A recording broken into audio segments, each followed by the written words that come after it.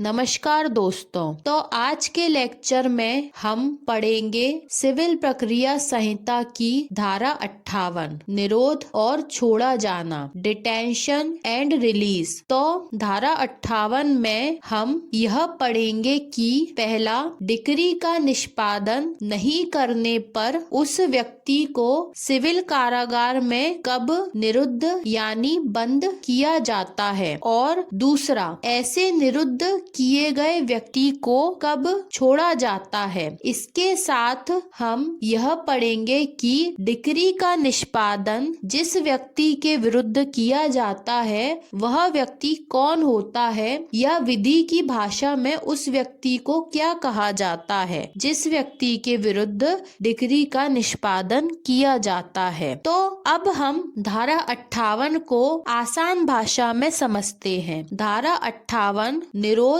और छोड़ा जाना, डिटेंशन एंड रिलीज। धारा 58 उपधारा 1, डिक्री का निष्पादन यानी पालन नहीं किए जाने के लिए सिविल कारागार में भेजा गया या निरुद्ध किया गया हर व्यक्ति उतने समय के लिए निरुद्ध यानी बंदी बनाया जाएगा। कितने समय के लिए बंदी बनाया जाएगा? जितनी समय अवधि पॉइंट का और खा में बताई गई है। इसका मतलब यह है कि जिस व्यक्ति के विरुद्ध, जिस व्यक्ति के खिलाफ डिक्री का निष्पादन किया जाना है, तो उस व्यक्ति के खिलाफ जब डिक्री का निष्पादन किया जाएगा तो उस समय उस व्यक्ति को कितने समय के लिए उस सिविल कारागार में निरुद्ध रखा जाएगा यानी बंदी बनाकर रखा जाएगा। तो वह समय अवधि हमको पढ़ने को मिलती है उपधारा 1 के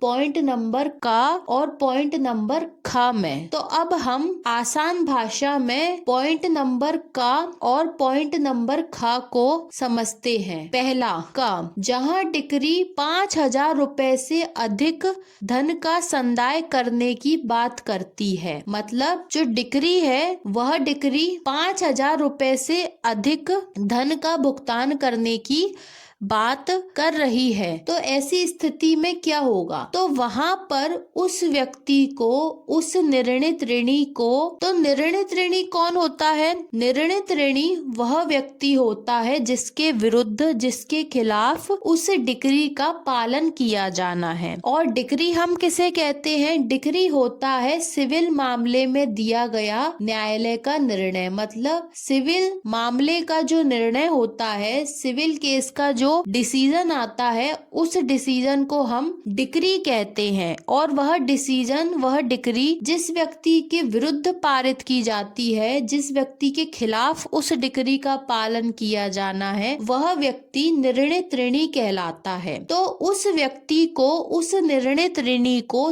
3 मास यानी 3 महीने से अनधिक यानी अधिक नहीं, मतलब 3 महीने से कम अवधि के लिए निरुद्ध किया जाएगा, बंदी बनाया जाएगा। तो यदि निर्णित ऋणी को 5,000 रुपए से अधिक धन का भुगतान करना है, इसका मतलब उसके विरुद्ध 5,000 रुपए से अधिक की डिक्री पारित की गई है। तो ऐसी स्थिति में यदि वह उस डिक्री का पालन नहीं करता है और धन का भुगतान नहीं करता है, तो उसे 3 महीने से कम अवधि के लिए निरुद्ध किया जाएगा, बंदी बनाया जाएगा। इसके बाद आता है दूसरा पॉइंट नंबर ख। तो दूसरा पॉइंट में लिखा हुआ है कि जहां डिक्री 2,000 रुपए से अधिक किंतु लेकिन 5,000 रुपए से अनधिक, यानी कि जो डिक्री है वह 2,000 रुपए से तो अधिक धन के भुगतान करने की बात करती है, लेकिन वह धन 5,000 रुपए से कम है। इसका मतलब है कि 2,000 और 5,000 के बीच का जो धन है उसका भुगतान करना है। वह कुछ भी हो सकता है, 2,500 हो सकता है, 3,000 हो सकता है, 4,000 हो सकता है, लेकिन 5,000 रुपए से कम धन होना चाहिए। तो 2,000 रुपए से अधिक लेकिन 5,000 रुपए से कम, ऐसे धन का भुगतान निर्णित ऋणी को करना है। भुगतान यानी संदाय करने के लिए ऐसी डिक्री पारित की गई है। ऐसी स्थिति में क्या होगा? वहाँ पर ऐसी स्थिति में निर्णीत ऋणी को 6 सप्ताह से अनधिक यानी 6 सप्ताह यानी हफ्तों से अधिक नहीं, 6 हफ्तों से अधिक नहीं अवधि के लिए सिविल कारागार में निरुद्ध किया जाएगा, बंदी बनाया जाएगा। तो यहाँ पर हमें पॉइंट नंबर का यह बताता है कि यदि डिक्री 5,000 रुपए से अधिक धन के भुगतान करने की बात करती है तो ऐसी स्थिति में 3 महीने से कम का सिविल कारागार यानी सिविल कारावास का दंड दिया जाएगा, बंदी बनाया जाएगा। और यदि डिक्री 2,000 रुपए से अधिक और 5,000 रुपए से कम के धन का भुगतान करने की बात करती है तो ऐसी स्थिति में 6 हफ्ते से कम समय की अवधि के लिए मतलब 6 सप्ताह से अनधिक यानी 6 सप्ताह से अधिक नहीं अवधि के लिए सिविल कारागार में ऐसे व्यक्ति ऐसे निर्णीत ऋणी को निरुद्ध किया जाएगा, बंदी बनाया जाएगा। इसके बाद बेयर एक्ट में दिया गया है एक परंतु जो पॉइंट क और ख का एक अपवाद भी है। इसमें हमें 4 पॉइंट अपवाद के रूप में पढ़ने को मिलते हैं। अपवाद होता है एक्सेप्शन। तो अपवाद का मतलब होता है दिए गए नियम को बदल देना और एक नया नियम बना देना। तो परंतु में हमें यह बताया गया है कि कब सिविल कारागार में निरुद्ध किए गए व्यक्ति को निरोध की समय अवधि से पहले ही जो समय अवधि पॉइंट नंबर क और पॉइंट नंबर ख में बताई गई है। पॉइंट क में बोला गया था 3 महीने से अनधिक यानी 3 महीने से कम की समय अवधि के लिए निरोध किया जाएगा और पॉइंट ख में लिखा हुआ था 6 सप्ताह से अनधिक यानी 6 सप्ताह से कम अवधि के लिए निरोध किया जाएगा। तो इन दोनों में जो समय अवधि बताई गई है उस समय अवधि से पहले ही यानी 3 महीने पूरे होने से पहले ही या 6 सप्ताह पूरे होने से पहले ही उस निर्णीत ऋणी उस व्यक्ति को छोड़ा जा सकता है जिसने धन की डिक्री का भुगतान नहीं किया है। तो यह सब कब किया जा सकता है? तो इसके लिए हमें यहाँ पर 4 अपवाद पढ़ने को मिलते हैं। पहला, उस व्यक्ति को निरोध यानी गिरफ्तार किए जाने के लिए जारी किए गए वारंट में वर्णित की गई बताई गई रकम को उस व्यक्ति उस निर्णीत ऋणी के द्वारा या उसके परिवार के किसी सदस्य द्वारा सिविल कारागार के भारसाधक अधिकारी को संदाय यानी भुगतान कर दिए जाने पर क्या होगा? उस निर्णीत ऋणी को सिविल कारागार से छोड़ दिया जाएगा। इसका मतलब यह हुआ कि यदि वह निर्णीत ऋणी या उसके परिवार का कोई सदस्य उस सिविल कारागार का जो भारसाधक अधिकारी है उसे उस धन का संदाय कर देता है जिस धन के भुगतान के लिए उसे सिविल कारागार में निरोध किया गया है, तो यदि उसके द्वारा पूरा भुगतान कर दिया जाता है तो ऐसी स्थिति में उस व्यक्ति उस निर्णीत ऋणी को सिविल कारागार से छोड़ दिया जाएगा। तो यह था पहला अपवाद। इसके बाद आता है अपवाद नंबर 2। तो अपवाद नंबर 2 में लिखा हुआ है कि उस निर्णीत ऋणी के विरुद्ध उस निर्णीत ऋणी के खिलाफ डिक्री का अन्यथा यानी किसी अन्य प्रकार से किसी अन्य रूप में पूर्ण रूप से पूरी तरीके से तुष्ट हो जाने पर यानी पालन हो जाने पर ऐसे व्यक्ति को ऐसे निर्णीत ऋणी को सिविल कारागार से छोड़ दिया जाएगा। इसका मतलब यह हुआ कि निर्णीत ऋणी के विरुद्ध जो डिक्री पारित की गई है उस डिक्री का किसी अन्य प्रकार से किसी अन्य रूप में या किसी अन्य तरीके से पूरी तरीके से पालन हो गया है। तो ऐसी स्थिति में क्या होगा? तो ऐसी स्थिति में जिस व्यक्ति को जिस निर्णीत ऋणी को उस डिक्री का पालन कराने के लिए गिरफ्तार किया गया था उसे तुरंत सिविल कारागार से छोड़ दिया जाएगा, क्योंकि उसे सिविल कारागार में रखने का मुख्य उद्देश्य था उस डिक्री का पालन किया जाना तथा धन का भुगतान किया जाना। यदि उस डिक्री का किसी अन्य प्रकार से पूर्ण रूप से पूरी तरीके से पालन हो गया है, धन का भुगतान हो गया है, तो ऐसे निर्णित ऋणी को तुरंत सिविल कारागार से छोड़ दिया जाएगा। इसके बाद आता है अपवाद नंबर 3। अपवाद नंबर 3 में लिखा हुआ है, ऐसे निर्णित ऋणी को सिविल कारागार से तब भी छोड़ा जा सकता है। कब छोड़ा जा सकता है? जब वह व्यक्ति जिसके आवेदन पर, जिसके एप्लीकेशन पर वह निर्णित ऋणी ऐसे सिविल कारागार में निरुद्ध किया गया था, बंदी बनाया गया था, वह आवेदनकर्ता, वह आवेदनकर्ता स्वयं न्यायालय से यह अनुरोध करे, मतलब कि जिस आवेदनकर्ता के आवेदन पर उस निर्णित ऋणी को सिविल कारागार में बंदी बनाया गया था, उस आवेदनकर्ता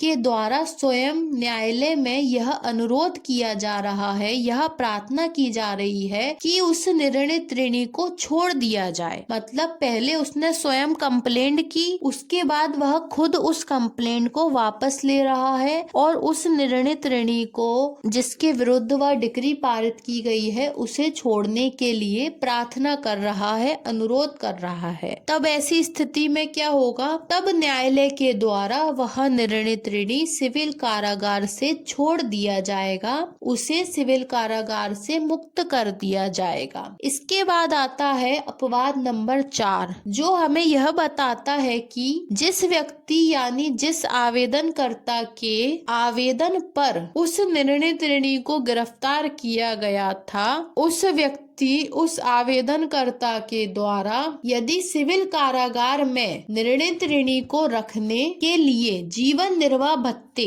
का भुगतान नहीं किया जाता है या जीवन निर्वाह भत्ते का भुगतान करने में लोप यानी लापरवाही की जाती है, तो ऐसी स्थिति में क्या होता है? तो ऐसी स्थिति में उस व्यक्ति उस निर्णित ऋणी को सिविल कारागार से छोड़ दिया जाएगा। तो निर्णित ऋणी को सिविल कारागार में रखने के लिए हमेशा जीवन निर्वाह भत्ते का भुगतान वादकर्ता या आवेदनकर्ता के द्वारा किया जाता है। इसका मतलब यह है कि जिस आवेदनकर्ता ने आवेदन लगाया है और उसके आवेदन के आधार पर उस व्यक्ति को, उस निर्णित ऋणी को सिविल कारागार में निरुद्ध किया गया है, तो उस आवेदनकर्ता को, उस वादकर्ता को, उस निर्णित ऋणी को सिविल कारागार में रखने का जीवन निर्वाह भत्ता देना होगा। मतलब उस आवेदनकर्ता को, उस वादकर्ता को निर्णित ऋणी को जेल में रखने का पूरा खर्चा उठाना पड़ेगा, तभी उस निर्णित ऋणी को सिविल कारागार में निरुद्ध करके रखा जा सकता है। अब यहाँ क्वेश्चन उठता है कि ऐसा क्यों किया जाता है? तो इसके लिए आप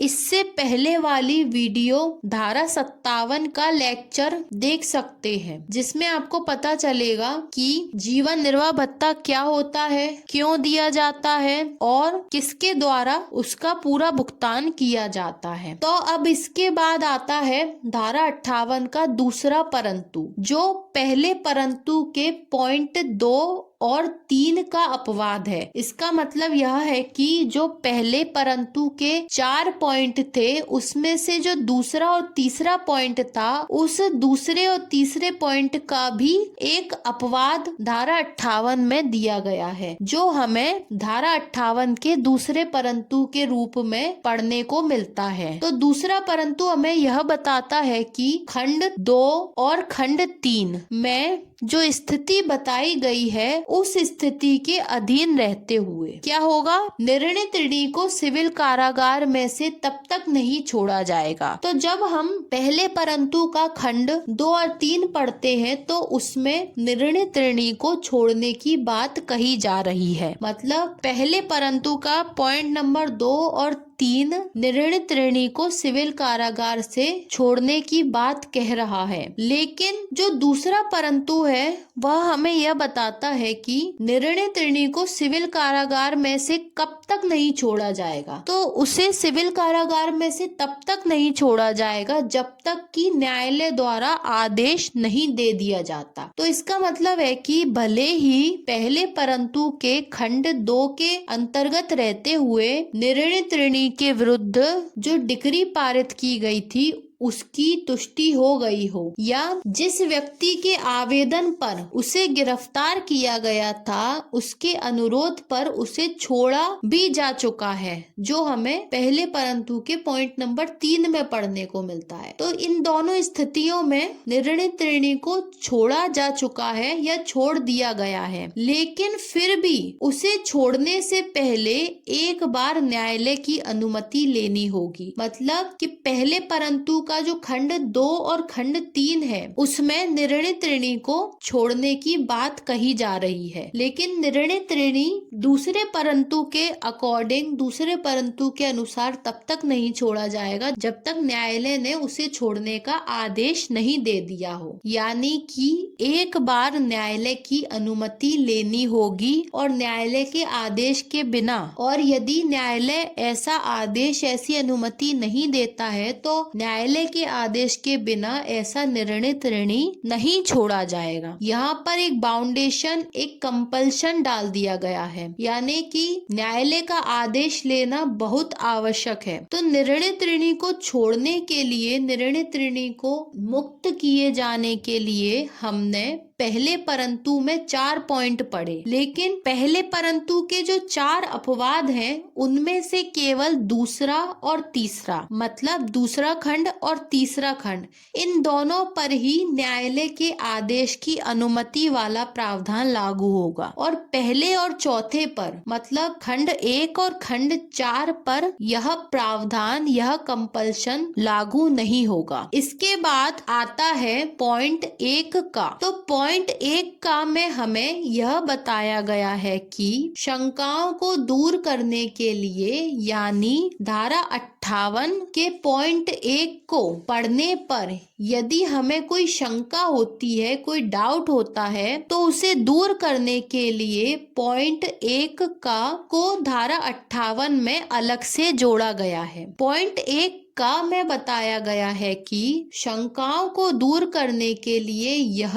घोषित किया जाता है कि, क्या घोषित किया जाता है कि जहां डिक्री की कुल रकम 2000 रुपए से अधिक नहीं है, मतलब कि जो डिक्री की रकम है, जो डिक्री का धन है वह 2000 रुपए से अधिक नहीं है, इसका मतलब कि 2000 रुपए से कम है, वहाँ क्या होगा, वहाँ पर धन के संदाय या भुगतान के लिए डिक्री के निष्पादन में निर्णित ऋणी को सिविल कारागार में निरुद्ध करने का, बंदी बनाने का आदेश न्यायालय द्वारा नहीं दिया जाएगा। मतलब केवल 2000 रुपए से ऊपर की रकम के, 2000 रुपए से अधिक की रकम का भुगतान करने के लिए ही निर्णित ऋणी को सिविल कारागार में बंदी बनाया जा सकता है। 2000 रुपए से कम की रकम के लिए, 2000 रुपए से कम की डिक्री के लिए यदि निर्णित ऋणी उसका भुगतान नहीं करता है तो